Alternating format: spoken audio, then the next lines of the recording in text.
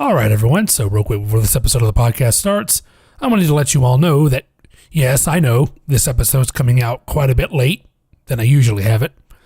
But, dear sweet Jesus, I have never had so many problems while putting together a podcast episode as I have on this particular episode. I'm beginning to think the number 30 is my unlucky number. Everyone else's unlucky number is 13, but my unlucky number is 30. At least I think so. But hey, it's me we're talking about, so I defy every other sense of logic that has ever been made. Just like that sentence there. So yes, dear Jesus, this was a fucking, let's just say this was a production nightmare. Or what do they call it in actuality? What is it? Production hell or something like that? Isn't that what they actually call it in the film industry or something? I think it's production hell is what they actually call it. We'll call it that. So I'm getting it out very late. But that's because I had to re-record this particular episode several times. The first time it was echoey as hell because I recorded in a different place, and it was so echoey, I didn't like it. Too echoey for me. And then there were a whole bunch of other problems with Adobe specifically, which are the programs I use to put this shit together, because Adobe's easy for me to use. But dear God, does Adobe's products have a lot of problems. I've never seen a set of products with more problems than Adobe's particular products. Okay, now that I've gotten my production complaints out of the way, and I've gone through my experiences with production hell, let's move on to the actual episode. And a little disclaimer for all you YouTube people. This episode will actually be in 1080, as in 1080p, full HD, or rather I converted it to 1080p from 720.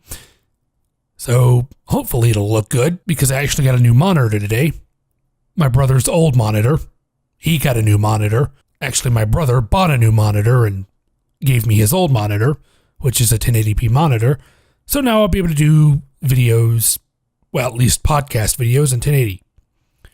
As for other videos, I don't have an actual camera that is 1080p, so I won't be able to do those in 1080, but I'll be getting a 1080p camera, don't you worry. But in terms of podcast episodes, since they're all audio anyway, they will be 1080p. So, yeah, that's just a little disclaimer for you YouTube people. Enjoy the high definition.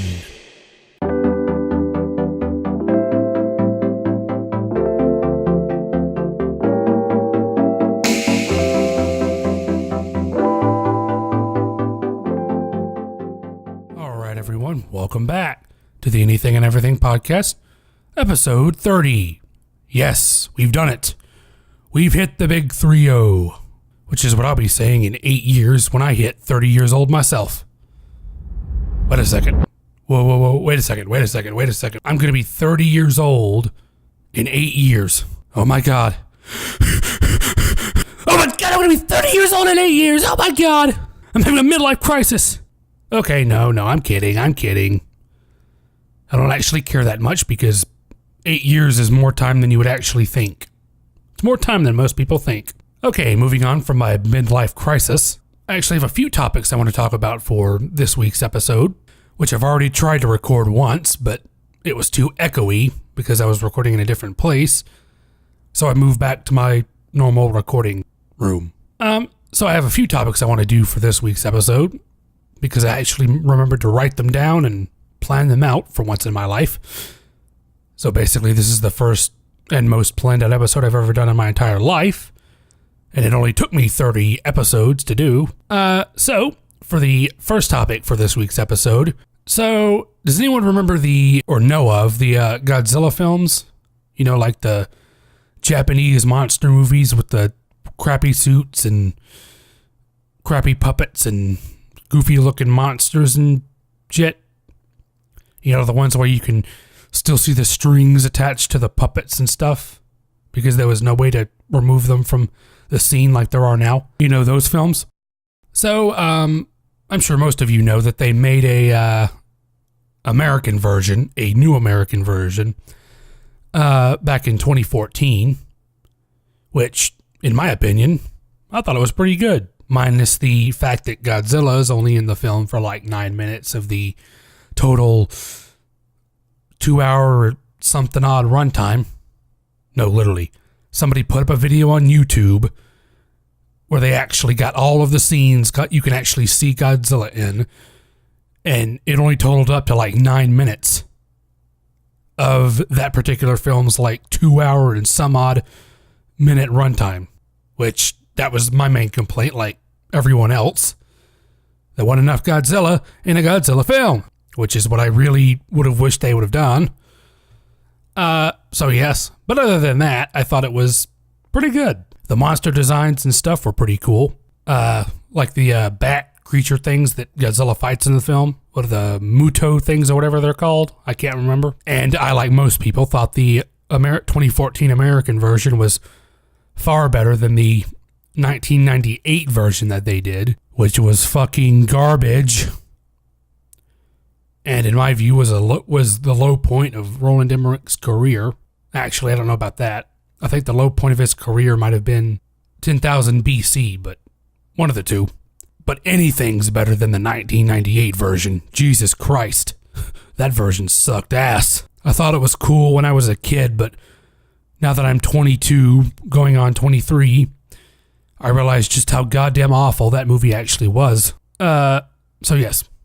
But they actually did a Japanese version, like a Japanese-made Godzilla film, in 2016, which I never realized. Matter of fact, I didn't realize they had made a Japanese version until like a week ago. And I actually watched it the other day because I'm a nerd. You all know that by now. So I watched it the other day. It's actually not that bad, to be honest. So the one thing, if you ever watched the film, which I think is called Shin Godzilla, I think that's the English, well, the sort of like unofficial like English title. First, if you ever watch that film, the first thing you'll notice is all the monsters are in CGI. Or I say monster. By that I mean Godzilla. They actually used CGI for Godzilla this time instead of a shitty suit, which I think I read somewhere that they had thought about doing. They had thought about trying to do Godzilla in several ways, but they felt CGI would be the easiest. And the CGI is actually pretty good, actually. Considering the budget that they had to work with, which I read somewhere was like 15 million, which for a monster movie is not that much at all. But I could be wrong. That may not be correct. So I don't know. I don't actually know what the budget was. I just read it was 50. So I just read somewhere that it was 15 million, but that could be false. But if that's the case, then they actually got into some pretty good special effects in that movie for a $15 million budget. So I don't know if they used like miniature sets in this one. You know, back in the old Godzilla films, if you've ever seen any of the old ones, which I've seen parts of them, you'll notice that they used, of course, people in suits. So they used CGI for Godzilla in this film, in the new Japanese Godzilla film, and the CGI is not bad. It's actually quite good. Although there are parts in the film where the CGI gets a bit sketchy looking, mostly on the vehicles, because like they use CGI for a lot of the military vehicles and stuff, because obviously they couldn't have 36 actual military tanks on the set at one point, because that's just physically impossible. So I feel like it was just the thing where they had like 1, 2, or 3 actual tanks, and they made the rest out of CGI or something. And that's where the special effects get a little sketchy. The CGI tanks, I'll be honest, those look like the CGI for the tanks looks like something from a video game cutscene. So it's very obvious that the tanks are CGI. You can tell. But it's not nearly as bad as some of the other CGI I've seen in some monster movies. But the CGI for Godzilla himself is quite good, actually. But apparently they use that motion capture stuff to make his movements and shit more realistic. Don't ask me how that works. I'm not that technologically advanced. That's why it was made in Japan, because the Japanese people and Japan itself is like an entire decade ahead of the rest of us in terms of technology and technological advancement. And the acting is not bad either. The acting's pretty good as well. Especially the lead actor, whom I'll have to Google search because I can't remember his name, nor can I pronounce his name because it's Japanese. But I did notice something, and I guess the actors themselves either could speak some English or they learned it for the film or whatever. I don't know. I believe it's the lead actor and the lead actress, I think. And and the thing was they switch between English and Japanese in scenes where it's all Japanese actors. So all of a sudden the Japanese actors will be speaking partial English to each other. It's weird. Part of the sentence will be in English, then the next part will be Japanese, and they'll switch back and forth at these weird points, which I didn't understand. I don't know if that was a mistake on the actor's part or they intentionally had them switch between Japanese and English. I don't know. I just thought it was weird. I thought it was unnecessary. I won't spoil I'm not going to spoil anything because I don't like to do that because I'm not an asshole. But I will say that this version of the Japanese Godzilla film, this one, it's like a reboot, according to what they said. It's like a reboot. So it ignores all of the other Godzilla films. So if you like monster movies or Japanese films or the Godzilla film franchise itself, I'd recommend it. Alright everyone, so for our second topic. So I saw a trailer on YouTube yesterday for a movie called Hurricane Heist. Yes, it's an actual thing. It's apparently an actual film, even though it looks like a Sci-Fi Channel film, both in plot and special effects wise. It's apparently about these people who rob a U.S. Treasury building vault thing during a hurricane, which is completely fucking stupid. But the worst part of it is, it's apparently set in a place called New Hope, Alabama, which, as I've said before, I live in Alabama. I'm from Alabama. So I don't know every place in my own state, obviously. I don't know all the places in my state, but there is an actual town called New Hope. But this town is in Madison County, Alabama, which is all the way up in the northern portion of Alabama on the border with Tennessee. But apparently the New Hope in this film, Hurricane Heist, is supposed to be on the Gulf Coast. So my theory is either the filmmakers didn't do their fucking research before they decided to set a film in Alabama. Otherwise, they would have known that there's an actual real-life New Hope. Or they just made up the name New Hope and decided to put it in Alabama because I guess there was some correlation between Alabama and hurricanes. They're not wrong. We do have quite a few hurricanes every decade or so. But even more offensive than that is the fact that both of the lead actors who play the characters from Alabama, one of the actors is Australian, Ryan Quanten, who is Australian, and some actor named Toby Kebbell, who is British. They could have at least gotten American actors to play people from Alabama. So, of course, the accents are very stereotypical, which that's part of this whole joke. This is a whole joke. I'm making it sound like I actually care, but I don't really care at all. I'm somebody from Alabama who doesn't get offended by stereotypes. Matter of fact, I find stereotypes about Alabama particularly funny. Like if someone makes like a stereotypical joke about Alabama, I'll probably laugh my ass off because I find them hilarious. Because I just laugh at everything. I do think they should have gotten their geography right, though. I thought Hollywood was supposed to do their research. Which I guess I can partially forgive them for that, though. Apparently it says here New Hope only has 3,000 people. And it's like super small, so I didn't even know where New Hope was. So I guess I can't blame them for that. Perhaps they didn't know a New Hope, Alabama existed already. What I'm more offended by is the terrible looking CGI and the Sci-Fi Channel grade plot.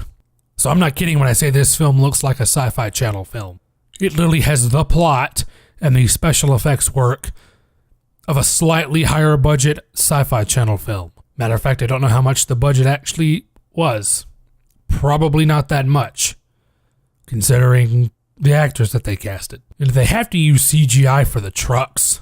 Granted, this is basically this is one of those trailers where it shows pretty much everything. It shows you how bad the CGI is going to be. The trucks look like they're from a early 2000s video game. The storm effects are all right because those are easy to do, but I just don't like bad CGI or bad special effects in general. Although I do find them hilarious. I'm joking. I don't give a flying fuck. I don't give a fuck about the movie because it looks terrible, so I'm not going to see it. And I don't get offended by stereotypes. I just saw it yesterday and heard something about Alabama. That piqued my interest. I just felt like I'd espouse that for a while. All right, everyone. So I wanted to stay on the topic of films and actually talk about some of the horror films specifically, because those are really the only ones that actually freak me out. Some of the horror films that have actually freaked me out. Or in other words, the horror films that have actually scared me when I've watched them. So aside from Paranormal Activity, the first one, which I think I've said before is quite scary, or at least it scared me, the types of horror films that genuinely scare me are the like home invasion-esque horror films. Because those are just fucking terrifying. Because that shit actually happens. Home invasions actually do happen. They're an actual thing.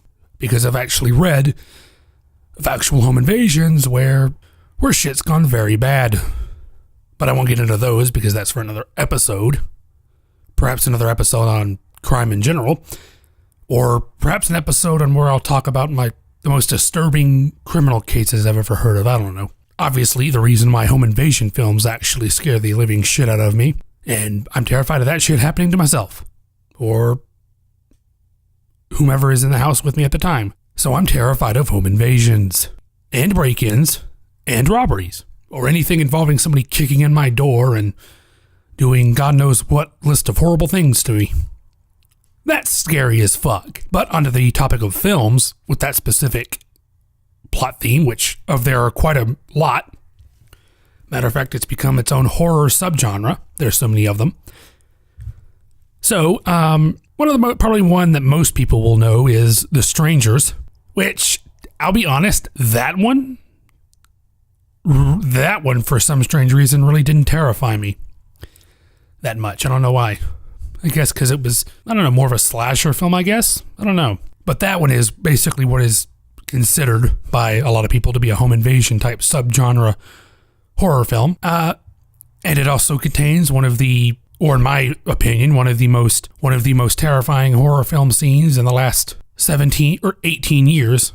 I'll go ahead and say the scene because anyone can go out and watch The Strangers. The movie has been out for 10 years. It's the scene where Liv Tyler's character asks the killers, "Why are you doing this?" And they and two of them turn to look at each other, and then they turn back and just say, "Because you were home." And I don't know why, but that scene is one of the most terrifying scenes in a horror film, of any horror film that I've ever watched. And it's kind of cool, to be honest. Even though that sounds kind of fucked up because it's a horror film, but whatever. I will tell you, probably the home invasion horror film that scared me the most. And it was actually a Spanish film from 2011, I think? 2010? So it's quite a few years old. And I don't know I'm not going to try to pronounce the Spanish title because I don't know how to pronounce it.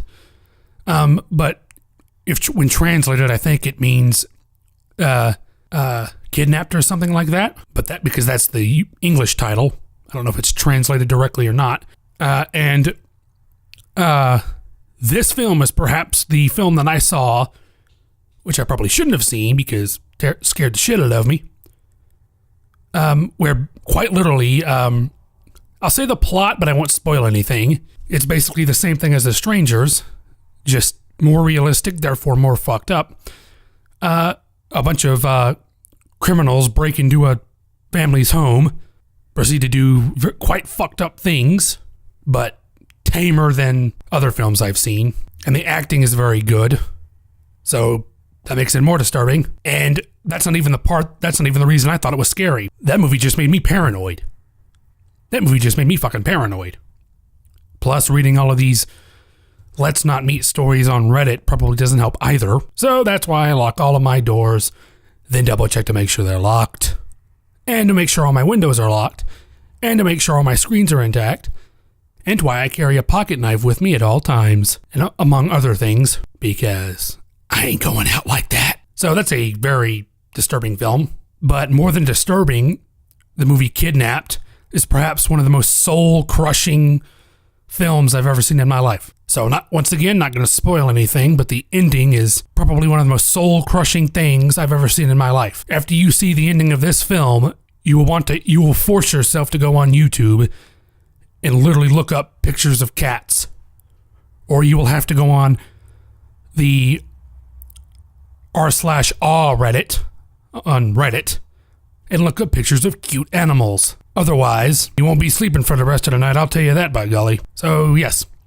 And then there's one other film that didn't scare me at all because it's just so outlandish and so just, like, crazy and stuff. But it's another home invasion type film called Hate Crime, which should give you some indication of what this film is. But it's quite literally that. A bunch of neo-Nazis, as the film says it, breaks into a Jewish family's home and proceeds to torture and murder them all. Quite literally. I've seen the film. It's not even really that disturbing, despite the fact that it's a found footage film, which I think is what the director, James Cullen Bresbeck, was going for. I think he wanted it to be disturbing, but I didn't think it was that disturbing, nor was it really that scary, to be honest.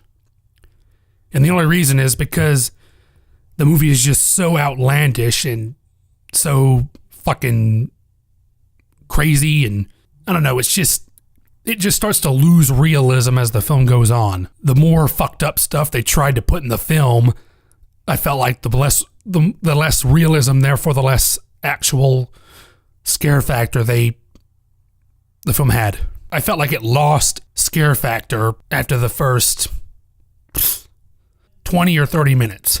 That's when that's when the movie just goes fucking batshit crazy and just tries to put as much shocking shit in a 70-minute runtime as the director could possibly think of. There were two writers, the director and some other person. What I find disturbing is how they could think all of this shit up.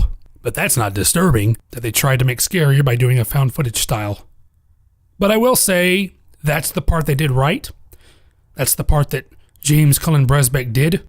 He at least made a found footage film where it made sense why they would have a camera lying around. Kidnapped is perhaps the most disturbing yet realistic film I've ever seen in my life. And it's terrifying. Okay, so next I wanted to talk about actually video game stuff. I feel like this is probably my chillest episode yet. Last night, as of the day of recording this, which is February the 1st. So last night, If anyone's heard of that video game Subnautica, they actually released the full game last week, I think it was. And I bought it. Yeah, I bought it yesterday because it's not too expensive. It's only about $25 on Steam. So I bought Subnautica and tried it out. It actually runs far better on my computer than I thought it was going to run.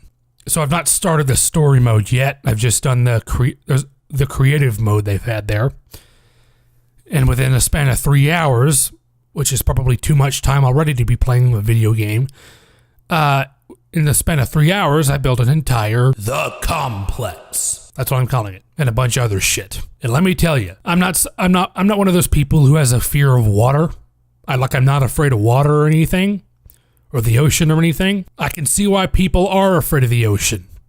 Subnautica will make you afraid of the ocean, and it's not so much the creatures themselves, because the creatures are actually cool looking. It's the fact that the creatures that are called Leviathans in the game, specifically the Reaper Leviathans, for those of you who have played Subnautica, I'm afraid of one of those motherfuckers just randomly popping out in front of me and scaring the literal shit out of me. Plus I know I'll jump and break my mouse or something. That's what I'm afraid of, jump scares, because they always get me. So it's not the creatures I'm afraid of, it's the jump scares. And it's just how, because it's all set on an ocean planet, pretty much an all ocean planet. So the only thing you're in all the time is water, the ocean. They made that realistic as fuck. Like, you can go down deep. I'm talking about the max depth that I've ever seen is like 1,700 meters, which is approximately 5,577 feet. That's a long way the fuck down. You can't see shit.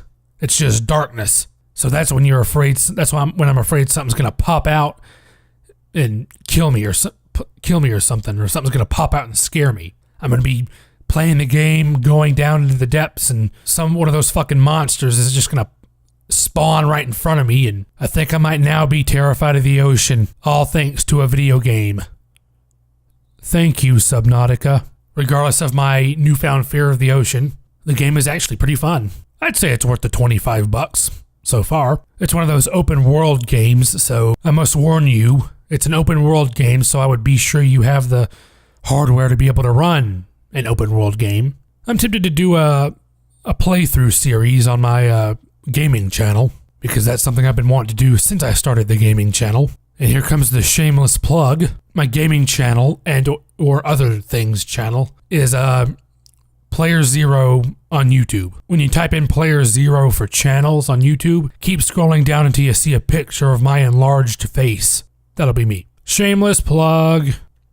All right, everyone. So I think that'll do it for this episode of the podcast. And if you guys like this episode of the podcast, you guys on SoundCloud can like the track, comment on the track, re-listen to the track as many times as you want, over and over again, until you fall into a deep trance. Listen to the damn track, motherfuckers. Okay, I don't know why I just went from a hypnotist to Dracula to a ghost, all in the span of 20 seconds. And you guys on YouTube can thumbs up the video, thumbs down the video, comment on the video, or whatever else you'd like to do. And I will see you guys for next week's episode. Alrighty, guys. See ya.